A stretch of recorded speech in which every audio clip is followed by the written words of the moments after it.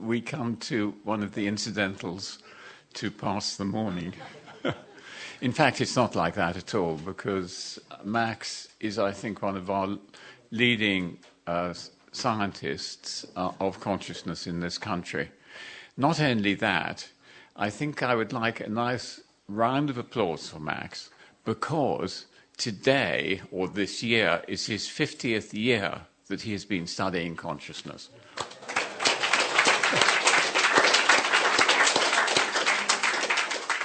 Max, as you probably know, was a professor at Goldsmiths College in the psychology department. And you probably also know that he now lives in Totnes. Totnes is terribly important, not only because Max lives there, but he has his consciousness cafes. And I would recommend any of you who are passing through Totnes to go to some of his meetings there. It's terrific. Now, Max has been on the trail of consciousness for a long time, and one of the first meetings that I was at with Max was the SIBA Foundation in the late 1980s. 1992. It was a great event, and he'd got together all those people who said there's no such thing as consciousness to discuss consciousness. And of course, I was sitting next to Dan Dennett, who you know says it's all neurons. And so I asked Dan, come on, Dan, tell me, if we understand the neuron, will we have explained consciousness? Of course, he said, of course. Nothing left, I said. Only a smidgen, he said. But he had left something, and that was consciousness. So, Max, it's really a great pleasure to have you now. And you have chosen for your title, which is absolutely amazing, The Ancient History, great, and Future, even better, of Consciousness Studies. Thank you, Max. Max Velmans. Thank you, Peter. And I just want to thank both Peter and David, really, that we're talking history, and our history goes back 30 years, I would say. And over that period, these two have been at the forefront of pushing the envelope. You know, I've been working a little way in my own corner, but I think cumulatively they've made a big difference, and it's really important work. So, big honour for me to be here and spend a little bit of time with you. I'm going to be talking a little bit about the trajectory of consciousness studies, and in doing what I'm doing, I'm going to be drawing on two sources, really.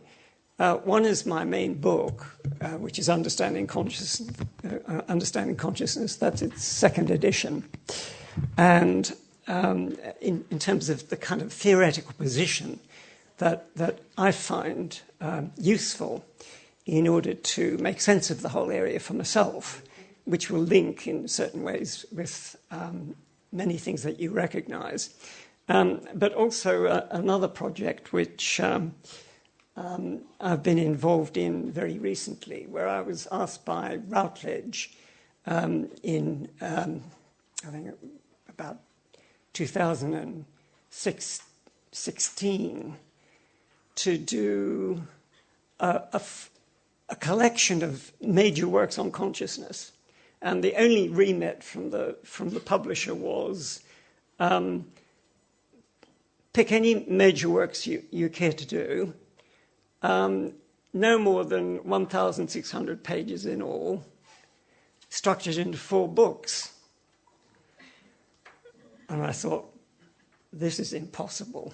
You know, there's no way I can do this. And I spent about a year actually thinking, well, obviously the challenge was just too tempting. I felt honoured to be asked to do it, and so I didn't say no. But even the talk we've had from David makes it very clear that if you simply look at what's going on at the moment, for instance, at Tucson and so on, this wide area, and so to pick 100 works, you know, it's just almost impossible, really. And so in the end, what I did, in order to give it a manageable remit, was to remember that basically this was for a critical concepts in psychology series for psychologists. And so I picked a trajectory which actually drew on other staff, but would directly address psychological work. And to some extent that will structure, because what I'm attempting to do with you is also impossible. How do I go all the way from ancient history to the future in even, I don't know how much time you're going to give me because we've lost a bit now, but... You can go a bit over. Yeah, okay. Well, even if we go for an hour or something like that, it's still impossible. Yeah? Okay. Okay, well, what I should say at the outset is I really, really want to engage with you in question time and discussion time, because for me this is really the most interesting thing we can do. But nevertheless, I want to present you with a framework, and so I want to leave enough time for that bit of what we're going to do. As you can see, it's in 4 volumes, and the origins of psychology and the study of consciousness. What's really, what those of you who are not psychologists may not know that was the origin of psychology. That was what it was about. It was about the study of consciousness. And, it then went through various transmutations and so on. But there's a very interesting history to tell about that. And when I started researching it, doing the kind of stuff that David does, I learnt a lot in terms of things that you don't get in psychology textbooks, about the figures that were involved in the formation of it all and what was driving them, and I'm going to talk a little bit about that. But that just sets the scene for the whole works. Volume 2 and Volume 3, I'm not going to talk to you about a lot. I'm going to sketch out the current state of consciousness studies in mainstream science, just to give you a sense of what people think we should be doing and how they go about doing it and so on. And then hopefully I've also picked out in Volume 4 a range of areas which are leading from the present into the future. But of course they're not in any way exclusive, and in the end I hope to tie that into a kind of overall story which for me has a kind of cyclic nature to it.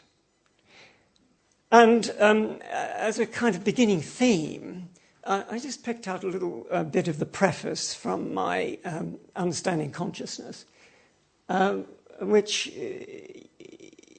expresses in a way a little bit of what I don't want to do. So understanding consciousness requires us to move from understanding the things we're conscious of to understanding our role as conscious observers in making sense of the things we're conscious of, and then to consciousness itself. So the conventional journey, you start with what's out there, and then you realize that you've had an influence on what you see out there, and then gradually you focus on the fact of experience itself. So there's a sense of an outward journey and a return. And my deep intuition here is that if, in fact, you make that journey and you come to a place of return and it just doesn't seem like, it's familiar or the right place in some sense, that it might not be the right place. And, I say that only as a first approximation, because I think for those of you who've made these journeys, the place of return might be, to begin with, completely unfamiliar. But if it then doesn't actually impress itself as a place of return, with deep intuitions, if you like, and a kind of feeling of wholeness and so on, then it isn't the right place.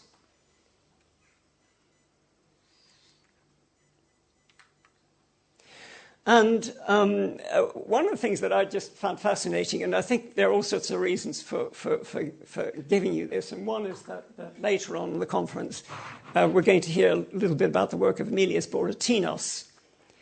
And actually, I picked this up from a talk Emilius gave many years ago at a Scientific and Medical Network meeting as a piece of prose And all I did with that piece of prose, because it looked so close to the theme that seemed to be emerging from my own work, is I took the prose as he produced it, and then just put it into a prose poetry structure in order to bring out the meaning of it. And basically, this comes from hieroglyphs inscribed on the coffin of Goa in the British Museum. The lights. Yeah. John, there's some switches there.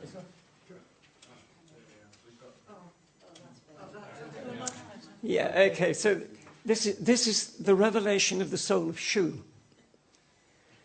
I am Shu, the dweller within the 1 million beings. I gain awareness from them.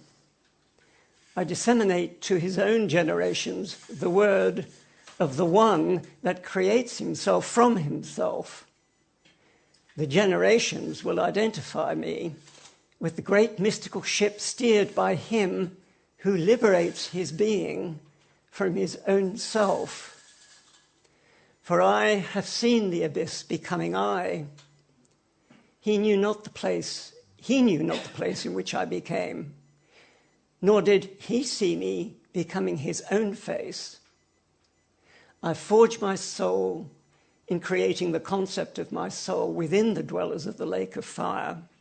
That's us. My becoming is the force of the entire creation which flows forth from the great Lord of this. So that just blew my mind, really, and it actually... 1,000, nearly 4,000 years ago, ancient Egypt, yeah, and so that's part of the last chapter of understanding consciousness. I finally get the temerity to actually put that into a book which is basically aimed at scientists, philosophers, all my critical colleagues, and so on. Yeah. Interestingly, Geoffrey Gray, who loved my book, said, "Pity about the last 3 pages." Geoffrey Gray, some of you will know, he's a wonderful man, but he's a reductionist professor of psychiatry at the Institute of Psychiatry. And of course, many of you will know all about this. I'm just picking out a few examples of ancient views of this return journey. Know thyself. Does anyone speak Greek here? Okay, in that case, I'll just pronounce this. Gnothi Sauton. I may have slightly mispronounced it, which is inscribed above the temple of Apollo at Delphi. Again, dating back to about 1,400 BC, which is basically know thyself as the ancient inscription, for the Delphic oracle. And what many regard within Hinduism as the central teaching of Hindu mysticism, or the central realization, which is Tattvam Asi, thou art that, or in the end, I am that, the ultimate identification of what one thinks of oneself with that from which all the ground of all being comes. I am that thing, or I am Brahman. And then something a little bit more contentious in my view, but I'm giving it to you, and I really think it's somewhere in the depths of this conference going to be worth discussing, which is that consciousness is Brahman. There are very good reasons for me being just a little bit hesitant about that, but because that's part of the... We need to re-examine, if you like, our presuppositions, no matter where we're coming from. And that applies to us as well. There's a lot of truth in this, I think, but it's worth a rather longer discussion than just, oh, yes, consciousness is Brahman and so on. And then, I'm not going to do this, but as you probably all know, that then there was this ancient debate, and you find it both in the West and in the East, between, if you like, a dualist vision of the nature of reality and a monist view of the nature of reality. And within that attempt to kind of understand the relationship of what one can think of as mind, consciousness, soul, psyche, to the material world, all the great Greek philosophers had something to say about it, and it was part of the depths of what they were trying to do. So you find it in the works of Pythagoras, Democritus, Socrates, Plato, and Aristotle, etc. And in Indian philosophy, you get the same. So the Advaita Vedanta, non-dualism, is basically monist, although they want to kind of stress the slight shade of difference between non-dualism and monism, but I don't think that matters all that much for reasons we could discuss. But it also has another tradition, which is Samkhya philosophy, which is central to yoga, where within Samkhya philosophy, where there's this fundamental distinction between Purusha and Prakriti, where Purusha is consciousness and Prakriti is energy, matter, and is actually responsible for creating the world. And for them, they never actually meet. Purusha acts as a witness, and Prakriti is the energizing principle. So again, it's not obvious. But now I'm going to fast forward, leaving, because I've got very limited time, and talk about the beginning of consciousness studies, which is really what we're about at this conference. And there I would pick as originators and founders of the science of consciousness as Ernst Weber, Gustav Fechner, Wilhelm Wundt, and William James. And I came across in these searches that I did for this project, you can find it online, the Library of Forgotten Books. It's very cheap. I think you can join it for about £5 a year, the Library of Forgotten Books. And I came across this book by Stanley Hall, who was somebody who'd studied in Germany, where a lot of these things were happening, and wrote about the lives of what he called, it was called the founders of modern psychology, of course written in 1912. But he invited Jung and Freud, didn't he? Did he indeed? Yes, in 1909. Okay. Honorary degrees. Okay, I didn't know that. But okay, so very quickly, the question that they were addressing is, how do you make this into a science? And the fundamental thing that they felt was required in order to make it into a science was quantification. How do you make measurements? And without measurements, you can't get a scientific process underway. And Weber, for example, Max Weber found something really simple, which is that if you're studying perception, and to begin with, he was interested in feeling weight.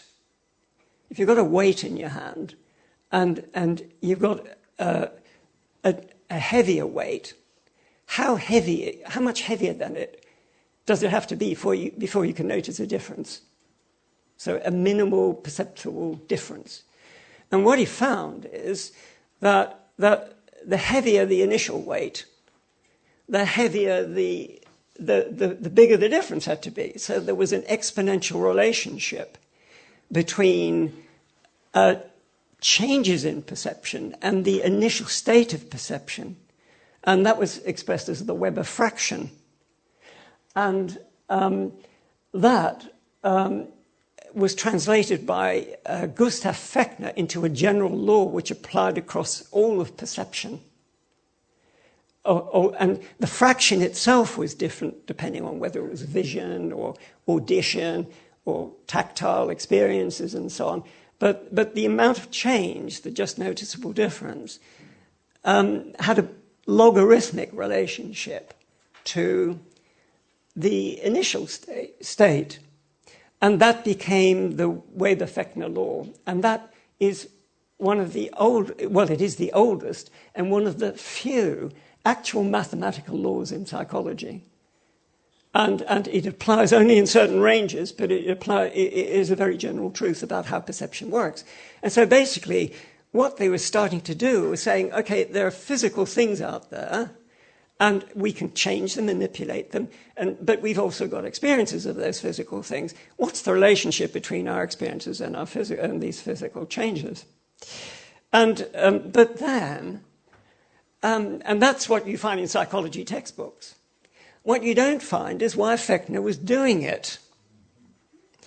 And actually, as it says on the slide, and I'm just going to read this. This is straight from Stanley Hall.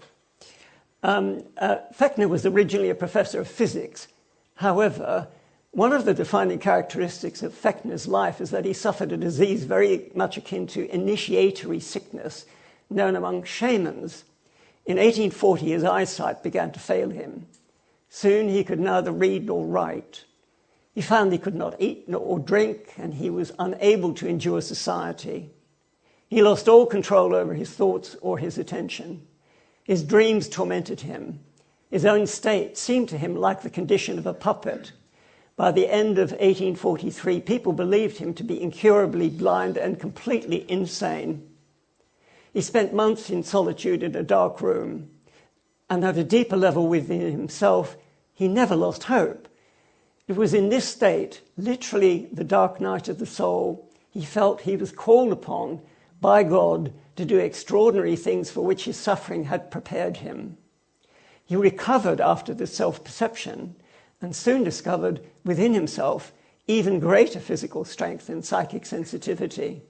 The whole world now revealed itself to him in a splendor and detail exceeding his earlier visions.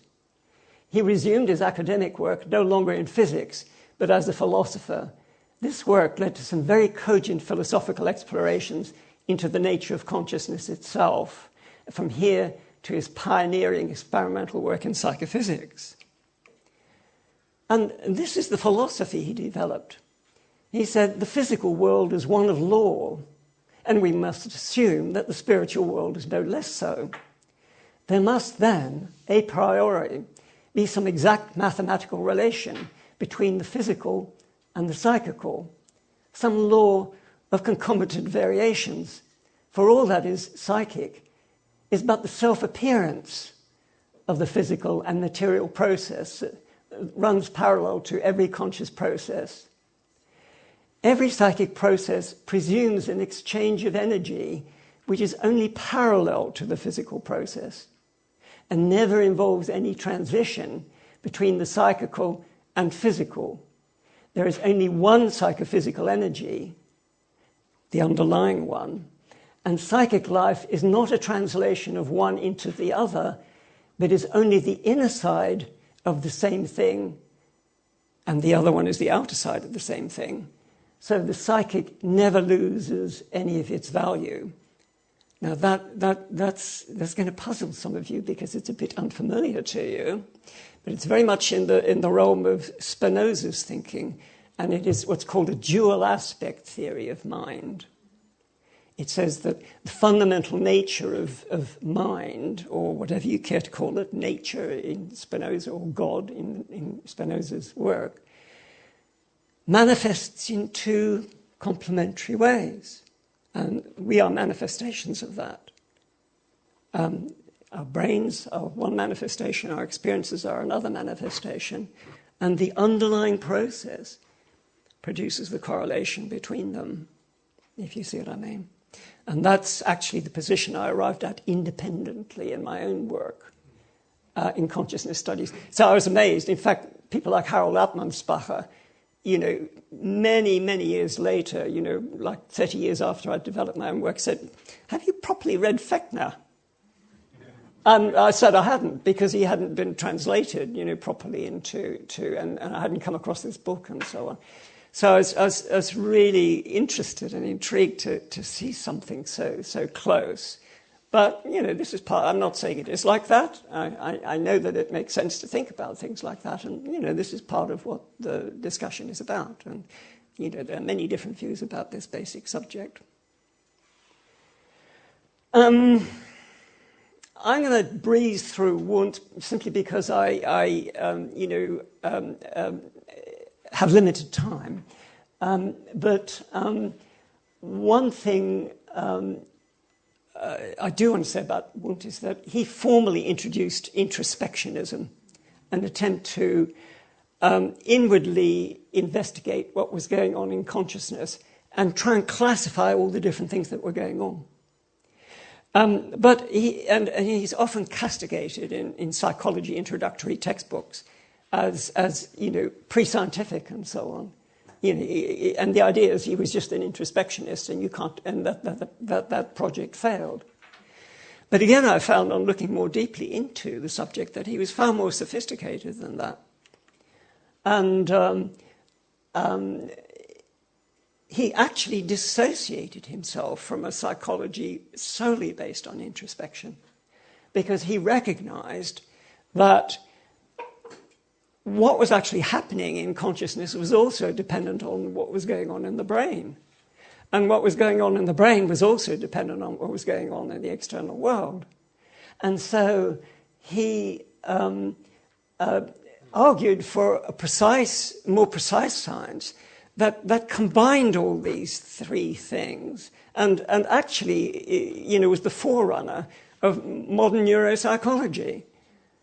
And another little snippet is that WUNDT himself, was well aware of pseudoscience, but he thought that the reduction of psychological experiences to brain states was a form of pseudoscience. That's precisely the word that he used, and which is kind of ironic in modern times. So I thought that was well worth bringing to this particular party.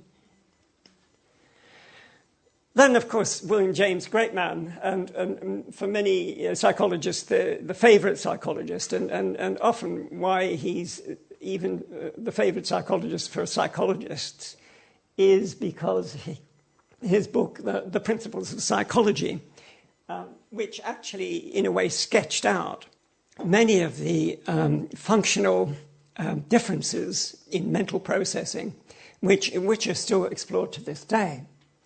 But as many of you will also know, he was multifaceted in his interests and experience, and he also wrote this very famous book called The Varieties of Religious Experience, which has and he also was one of the founders of the Society for Psychical Research at the turn of the 20th century. And his own views about the nature of consciousness weren't, again, are not terribly well represented in psychology textbooks.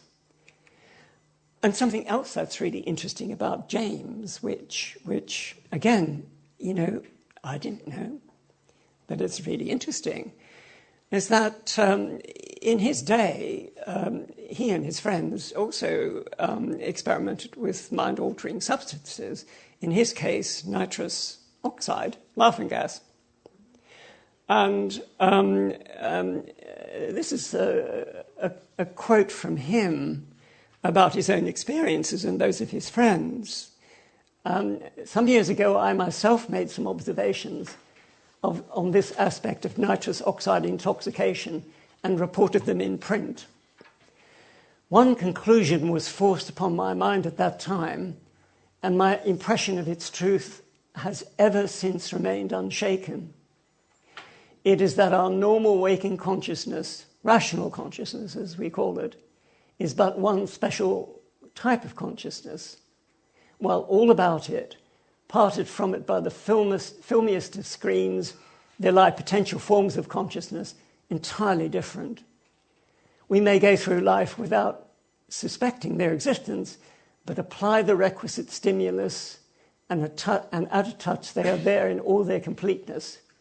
Definite types of mentality, which probably somewhere have their field of application and adaptation. No account of the universe in its totality can be final, which leaves these other forms of consciousness quite disregarded. How to regard them is the question, for they are so discontinuous with ordinary consciousness. Yet they may determine attitudes, they cannot in themselves furnish formulas, and they open up a region, although they fail to give a map, cognitive map of what's going on. At any rate, they forbid a premature closing of our accounts with reality. Yes. Yeah, it is. Yeah, and I think it's in the chapter it's page 338 in the varieties. I think that's in the chapter on mystical experience. This I'm going to breeze through at a very great pace. So we then went into the bad days, as far as I'm concerned, behaviorism within psychology, and Watson was feeding into an already existing reaction within psychology at the time. We want a science like all the other sciences, measurement, observation, experimentation, introspection, is too imprecise, and in the end he made a case that psychologist, as the behaviorist views it, which is to simply observe behavior contingent on, the surrounding input stimuli, was itself enough to create a psychology, a complete psychology. At least that would be scientific. And that would make it a purely objective experimental branch of natural science, and the theoretical goal of that is prediction and control of behavior. Introspection forms no essential part of its methods, nor is the scientific value of its data dependent upon the readiness with which they lend themselves to interpretations in terms of consciousness. He simply wanted to throw all that out and this kind of tough, hard-minded, instrumentalist way of thinking about, what can we do about the human condition based on modifying human behavior, given the environment people were put in, and we could create new kinds of people, and so on. Again, the 50 bad years then, so I'm just going to wave those goodbye for the moment. And then around about the end of, the 1950s, around about 1960, we start to get a return of consciousness with the emergence of cognitive psychology. Now cognitive psychology was kind of saying, look, it's all very well talking about, input and output, but there is actually something going on in the middle. And it should be the work of psychologists to kind of work out what that was. And cognitive psychology, this is before, the great neuroscience machines were invented. Cognitive psychology worked more like an engineer would work.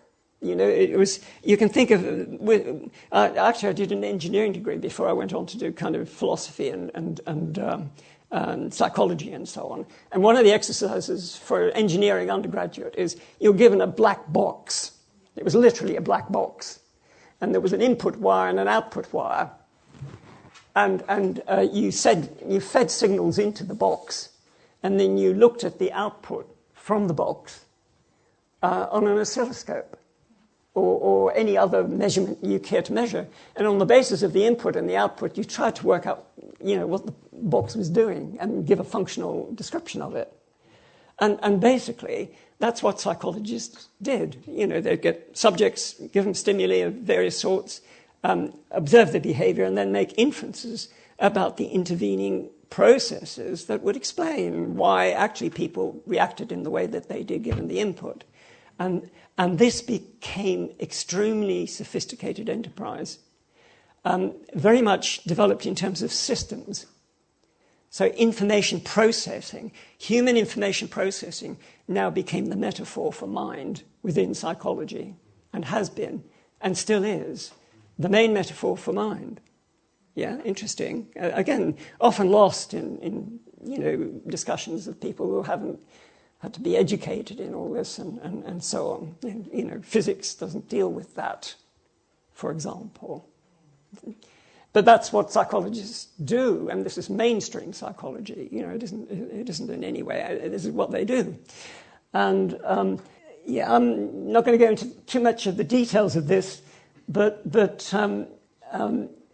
what emerged with that is in many ways already a very advanced view compared to what was there before. So, in addition to, I'm going to, in the next slide, show you some of the areas that people were looking at.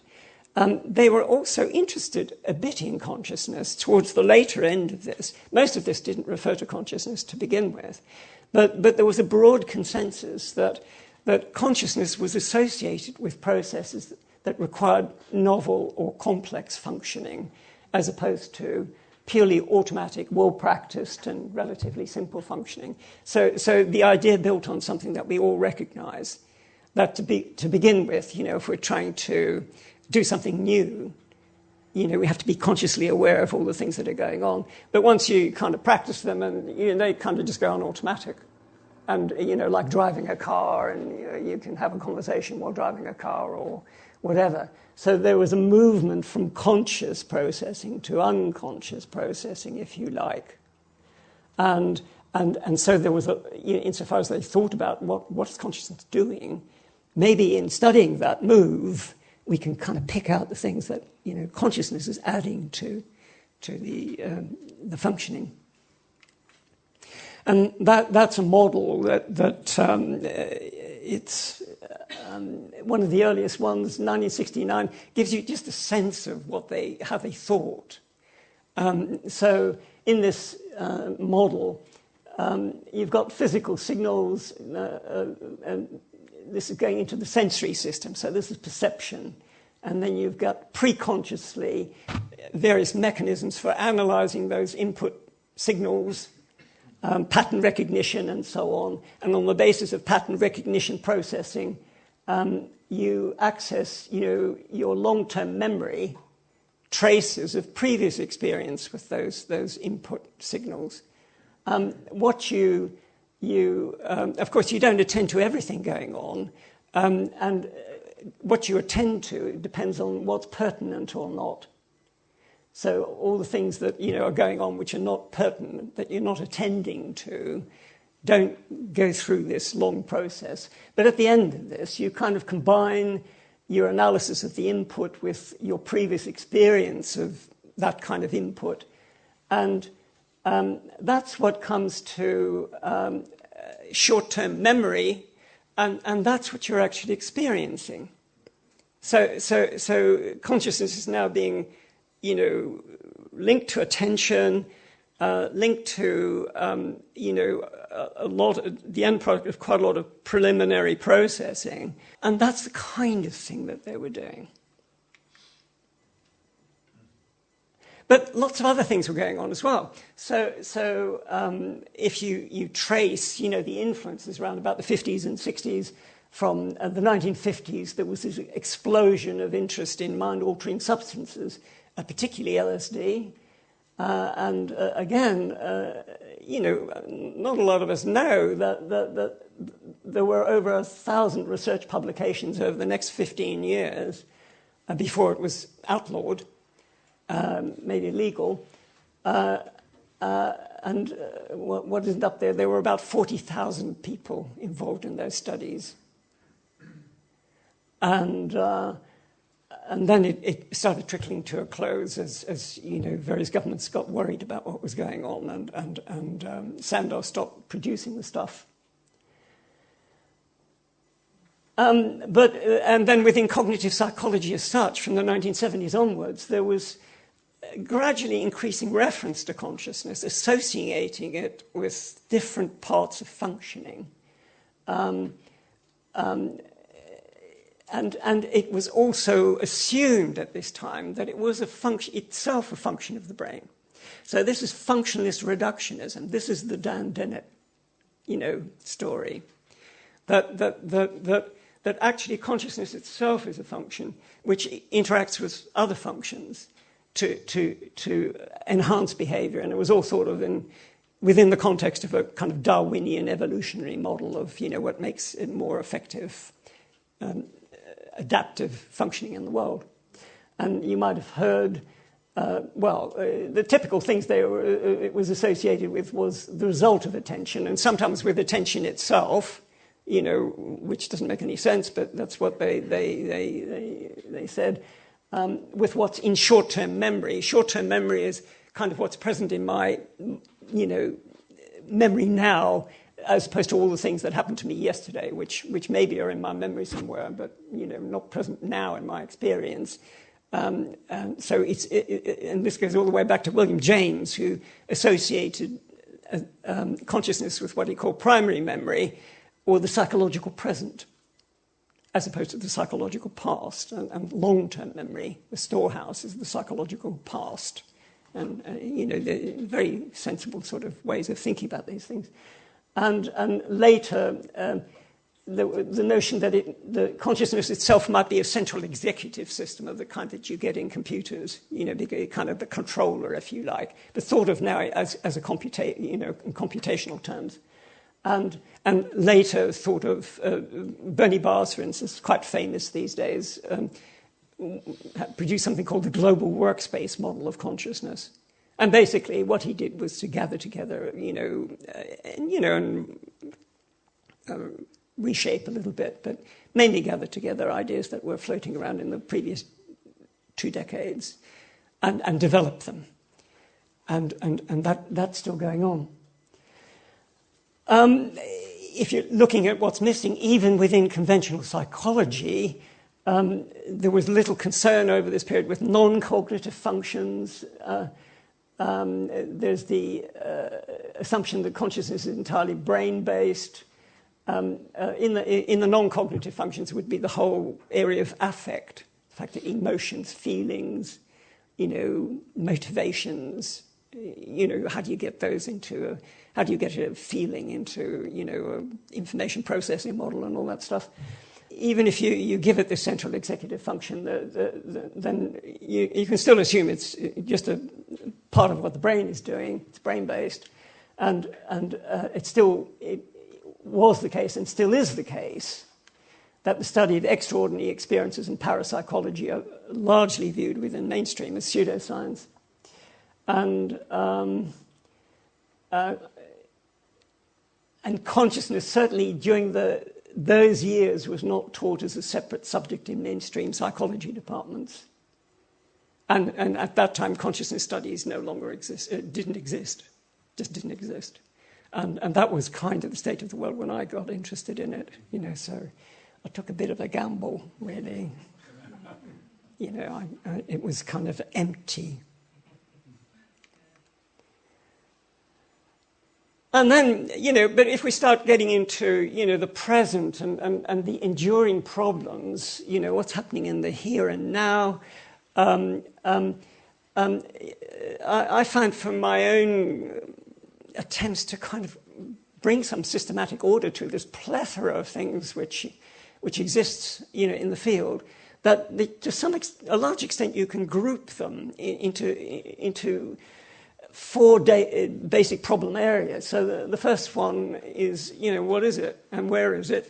What is consciousness and where is it? And the second one is, how do we understand the causal relationships between consciousness and matter, and in particular the causal relationships between consciousness and the brain? Then, this whole question of function. What does it do? And if you answer that question, how does it relate to human information processing as conceived of by psychologists?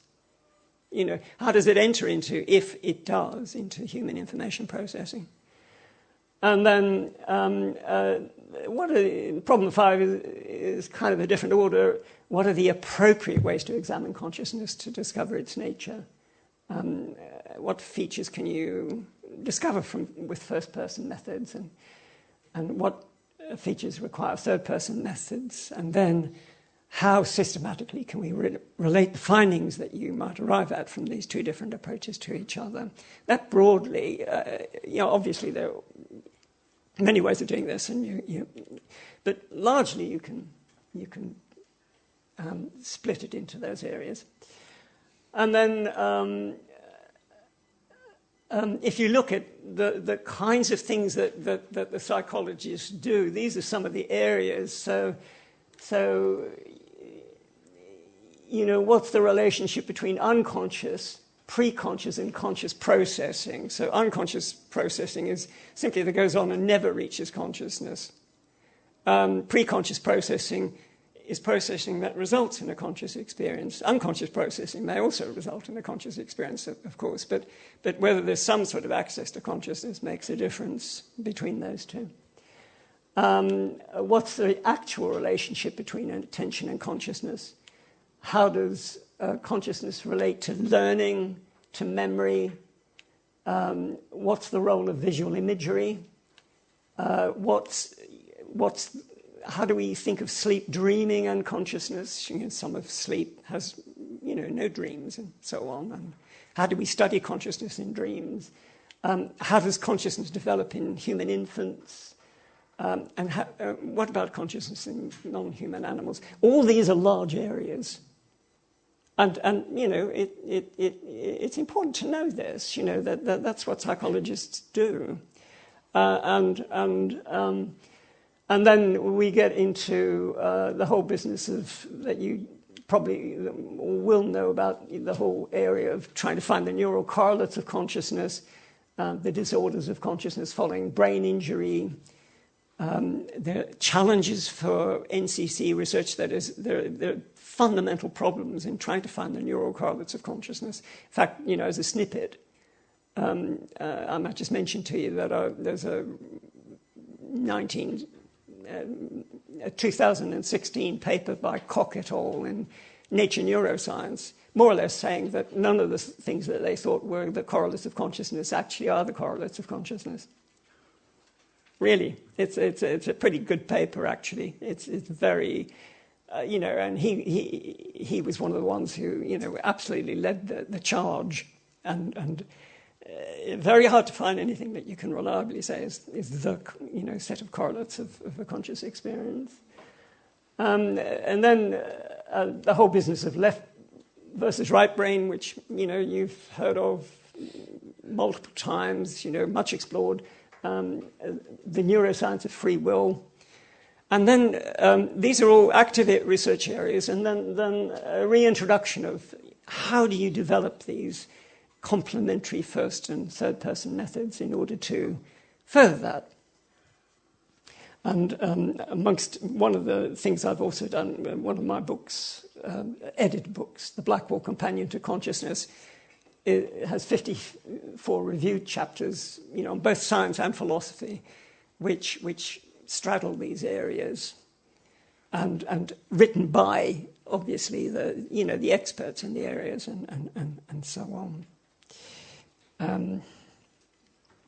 As a kind of snapshot of that was 2017 of the current state of play then.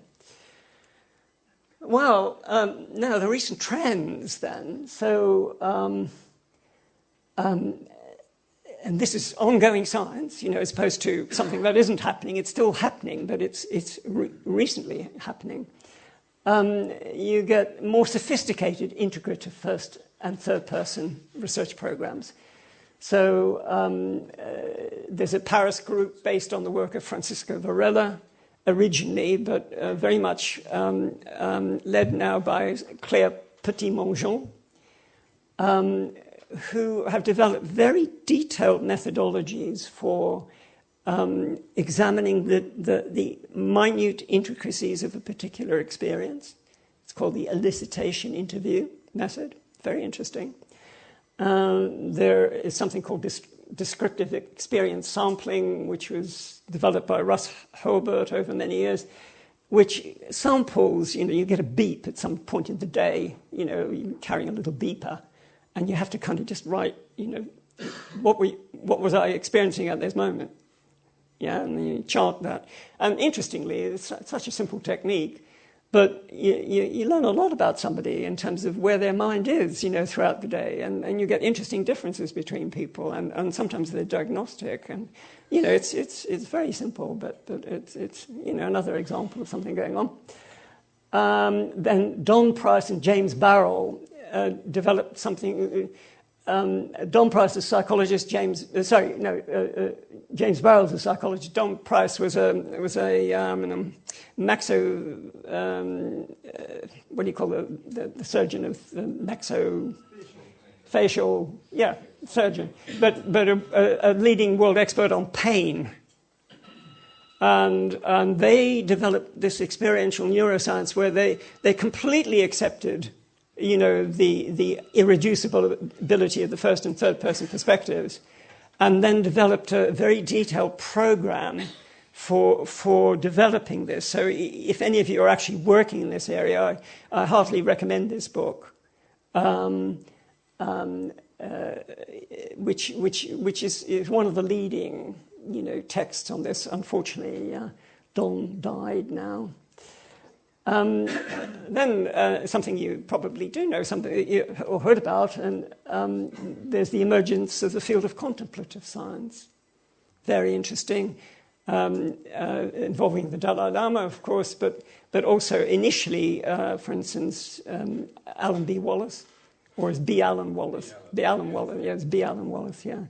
And this, it's basically a kind of interaction of Buddhist meditation practices and neuroscientists. And again, people like Alan are no longer enamored of this project, even though he was a founder of it, because the neuroscientists have kind of taken over the ship.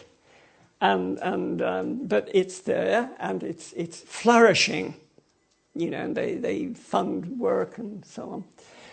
Within India, some very interesting things going on. So again, I'd say there's in last 15 years, maybe, various scholars in Indian universities have reacted to, if you like, the complete Western imperialism of Indian psychology, and have really recovered their own tradition with the view of making their own contribution to psychology, drawing on their own ancient traditions and so on, to develop a truly Indian science, a study of consciousness, science of consciousness. And there are, maybe 9 different departments in India working on that. Ramakrishna Rao is a leading figure in all that, as and many others. Then, of course, this stuff that we've been hearing quite a lot about, this reawakened interest in the potency of psychedelic substances and so on, and as an exploratory tool. But I would mention a couple of books here, which I think are really rather good. There's Michael Pollan's book, which no doubt a lot of you have come across, How to Change Your Mind. This is a really, fun review of the whole field, based on deep interviews with all the leading exponents, and again tells you all sorts of things that I didn't know. About who did what when and where people were coming from, as well as being, in the end he goes a little bit materialist himself with it, but, one can make one's own judgment about Michael's final view about that. And then also a book that some of you probably read years ago, but I only came across it about 2 or 3 months ago, which was Stan Grof's book, The Cosmic Game. And he's just publishing a 2-volume yeah. work. Actually, I think I sent you. Yeah, thank you. Yeah, no, I very much appreciated that. Yeah, he's just brought out The Way of the Psychonaut. Yeah, 2 volumes, big thing. But basically, what's so interesting about Grof's work is that he was he was actually in Prague when LSD was being distributed by Sandoz Laboratories to psychiatry departments around the world, to see whether this stuff could be of any use. The original idea was that maybe it could tell psychiatrists something about schizophrenia, until it was realized that actually there's a bit of a difference between, what schizophrenics are suffering and the kind of experiences that people were having with this stuff. And so from 1956, he was involved more than anybody, even when he then transferred to the United States, in working with folk, with LSD and so on. And he has on his record something like 3,000 case histories, and then he had access to another 2,000 from other people who've been working with the stuff. And in this book, he lays out the kinds of things that people experience, as well as tries to make sense of them. Very instructive, useful. If you want to see, look, where does this go from his perspective? It's absolutely worth a read.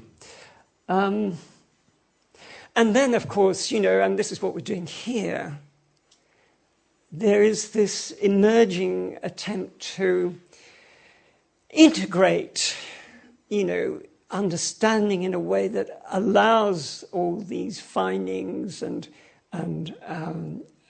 explorations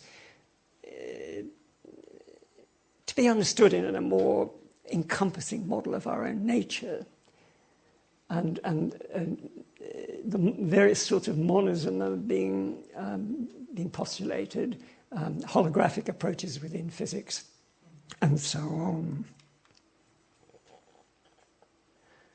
Still some resistance. 5 minutes left. Okay, I'm just about there actually. So great. Sorry, only 5 minutes for the future? Well, that's something we might discuss actually. I say I really hope we still got time for discussion, because there's so much that we could explore. So, this wonderful book written by Ed Kelly et al., Irreducible Mind,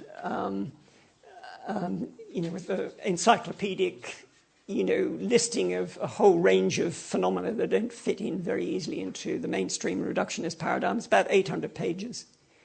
And beyond physicalism, which is... Yeah, that as well. Oh, yeah. Then actually, Edsel Cardina has done a lot, and there are a 2-volume book on altering consciousness. Looked at various perspectives, multidisciplinary perspectives. It looked at altered conscious states.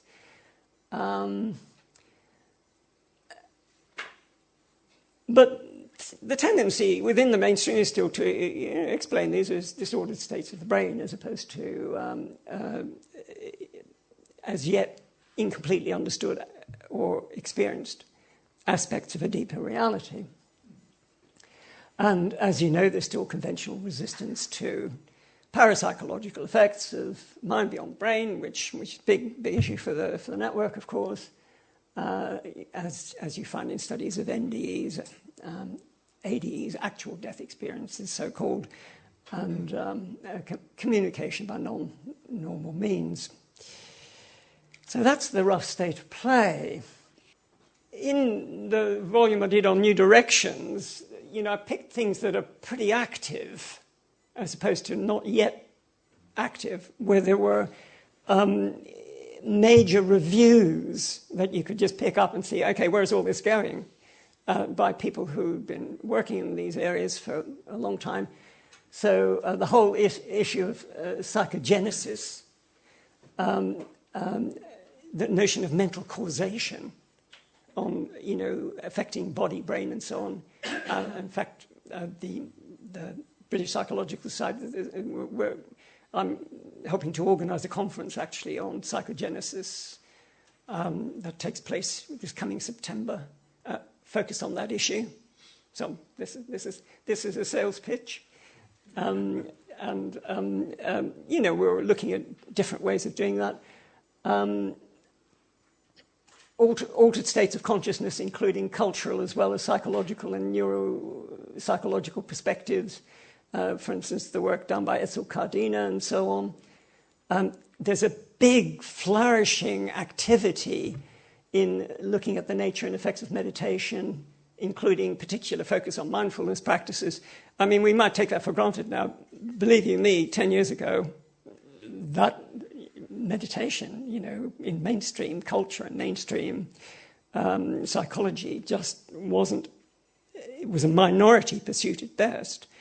And it's very interesting to see how fast that changed. If one is looking at, how do change mechanisms happen? If something seems to be useful in some sort of way, helping in some sort of way, and simple enough to access in some sort of way, then it can take off very quickly. Mystical experiences, some very interesting publications about that. And of course, the use of drugs in the transformation of consciousness. There are at least half a dozen major university departments doing work on that. And I understand, I think it was 14 others were applying for NIH funding, to try and get in on this act. So as soon as people realized, hang on, we can do this, maybe it's okay, they're going for the money and all that stuff. And as I say, there are people, loads of them, working on integrative non-reductionist theories. I've had a few tossed into my in tray by some of my colleagues here, while I was at this conference. So, have a look at this, have you seen this? And that's, an area of high ferment as well. And then just drawing things to a conclusion a little bit.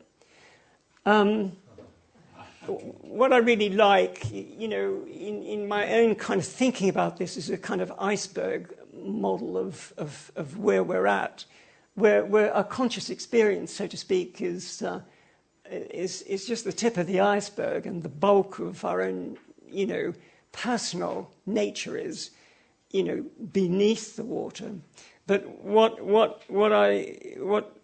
for me kind of is persuasive about this is that the whole of the iceberg, the base included, is immersed in the sea, and can be thought of as a kind of both an expression of and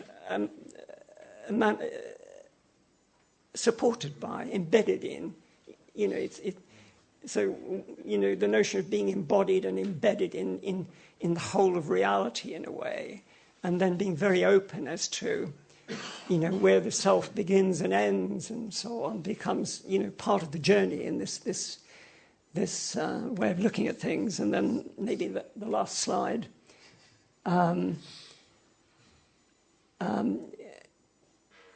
If you're just looking at it from a personal point of view, then we tend to just identify with what's at the tip of the iceberg. And the rest of it is part of what in psychology would be the unconscious. So you've got to be careful about this, when you're talking about from the human perspective, all that is unconscious.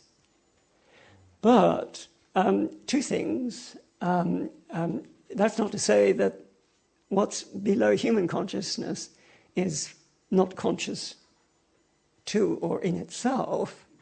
That's a separate question.